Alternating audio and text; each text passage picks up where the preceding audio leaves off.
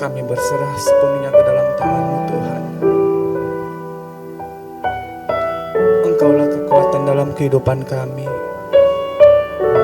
Kami percaya kuasa-Mu Tuhan.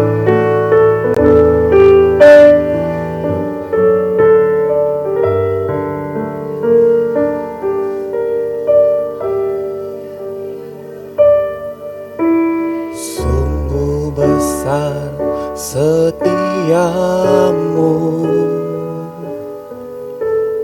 Kau nyatakan bagiku.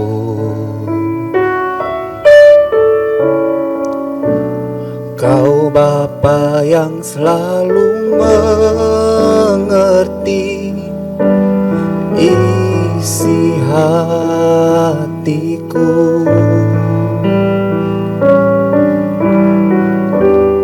Kemuliaan-Mu Kau janjikan, aku tetap percaya. Ku percaya janji-Mu ajaib, terukir dalam kehidupanku. Ku berserah di dalam kekuatan-Mu, ku percaya.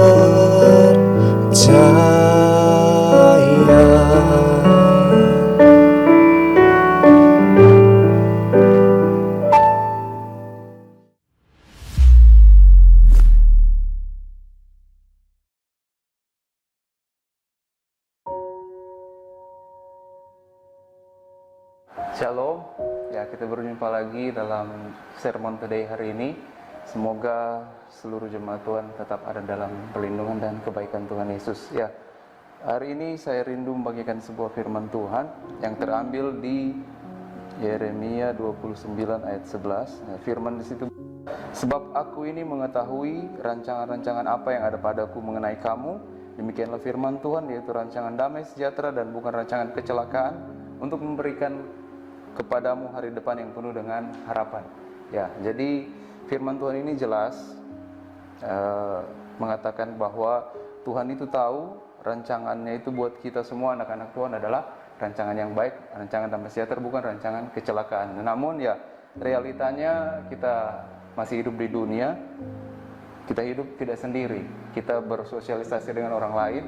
Jadi kita akan secara tidak langsung akan banyak mendengarkan perkataan-perkataan dari orang-orang tersebut, entah itu tetangga kita atau mungkin keluarga kita, yang secara tidak langsung bisa mempengaruhi kehidupan kita.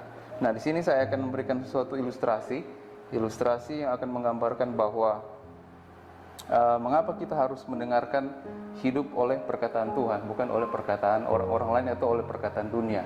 Di sini ilustrasinya mungkin jemaat sekalian sudah pernah dengar, ilustrasi mengenai seorang kakek punya istri dan mereka punya keledai.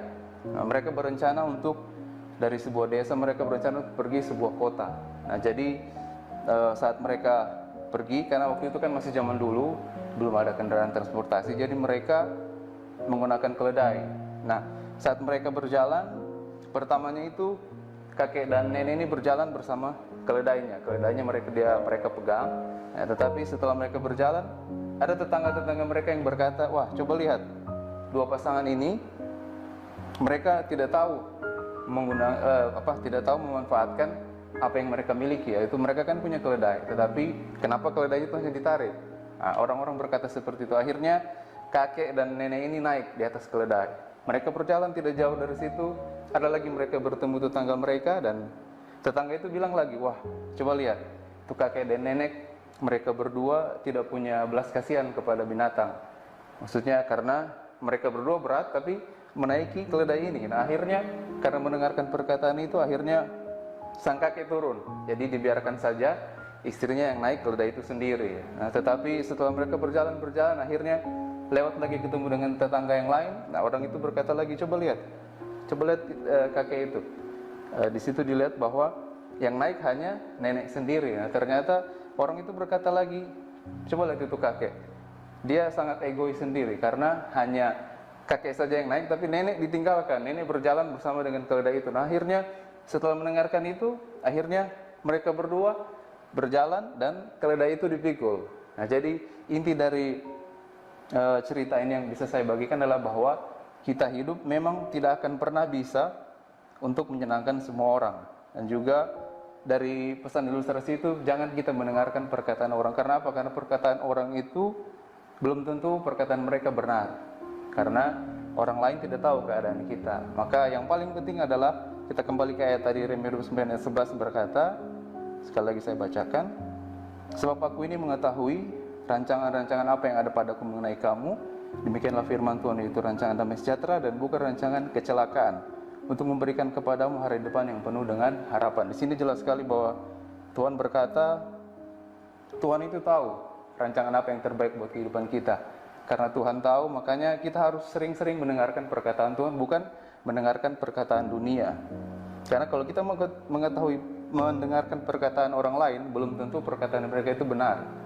Karena mereka tidak tahu keadaan kita, seperti ilustrasi tadi.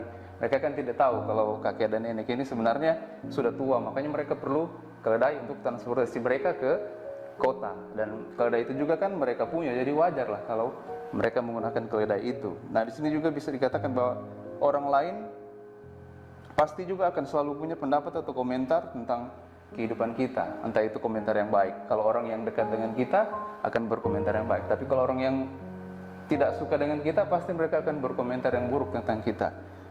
Nah, contohnya perkataan-perkataan orang dunia adalah untuk berhasil. Contohnya kita harus sukses, kita harus punya koneksi dengan orang-orang besar. Tapi firman Tuhan kan tidak berkata seperti itu. Kalau kita mau bekerja dengan keras, kita bekerja giat, Tuhan pasti akan bukakan jalan. Nah, yang ada juga orang sering bilang kan, mungkin karena kita pendidikan kita hanya rendah, atau karena kita hanya orang miskin, maka masa depan kita tidak ada. Nah, itu tidak benar, karena yang Tuhan katakan tadi, Dia rancangan kita, rancangan damai sejahtera, bukan rancangan kecelakaan. Nah, selanjutnya ada ayat lagi yang ingin saya bagikan, satu ayat. Ayatnya di Roma 8 ayat 28. Situ berkata, kita tahu sekarang bahwa Allah turut bekerja dalam segala sesuatu untuk mendatangkan kebaikan bagi mereka yang mengasihi Dia. Jadi jelas bahwa dalam keadaan apapun yang kita alami, mungkin saat ini jemaat Tuhan sedang susah, mungkin jemaat Tuhan sedang dalam pergumulan, tetap percaya perkataan-perkataan Tuhan. Jangan mendengarkan perkataan dunia atau orang-orang di sekitar kita. Karena apa? Karena Tuhan sudah tahu apa yang dirancangkan buat kehidupan kita, dan juga Tuhan sudah terlebih tahu apa yang Dia kerjakan buat kehidupan kita. Karena Tuhan sudah pernah datang ke dunia ini, jadi Dia pasti tahu segala masalah pergumulan kita. Dia adalah manusia 100%, Dia pernah juga merasakan penderitaan, pergumulan, tapi Dia juga adalah Allah 100% yang pasti akan bisa menolong kita, menyertai kita dalam segala keadaan. Sekali lagi saya bacakan ayatnya.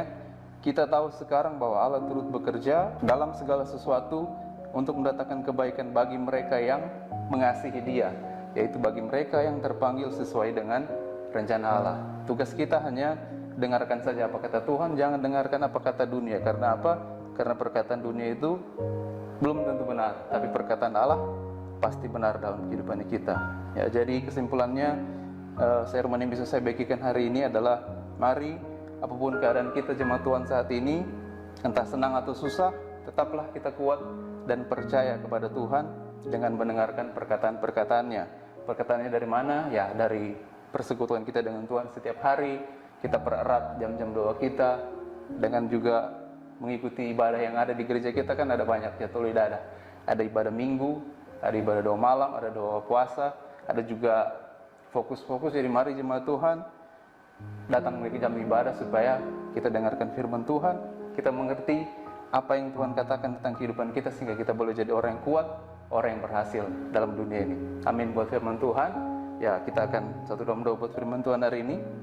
Terima kasih Tuhan Yesus buat firman-Mu hari ini yang mengajarkan kepada kami untuk kami hidup oleh perkataan-Mu Tuhan, bukan oleh perkataan dunia, apalagi perkataan orang-orang di sekitar kami yang terkadang menjatuhkan kami. Ya Tuhan, kami mengucap syukur kalau kami boleh punya Engkau, kami boleh punya firman-Mu, Alkitab yang setiap hari boleh kami baca, kami renungkan agar itu kiranya bisa menjadi kekuatan bagi kehidupan kami, agar kami boleh mengerti, kami boleh kuat dalam menghadapi pergumulan kehidupan kami, Kami yakin Tuhan senantiasa bersama dengan kami, mengasihi kami semua. Ini menjadi doa syukur kami Tuhan.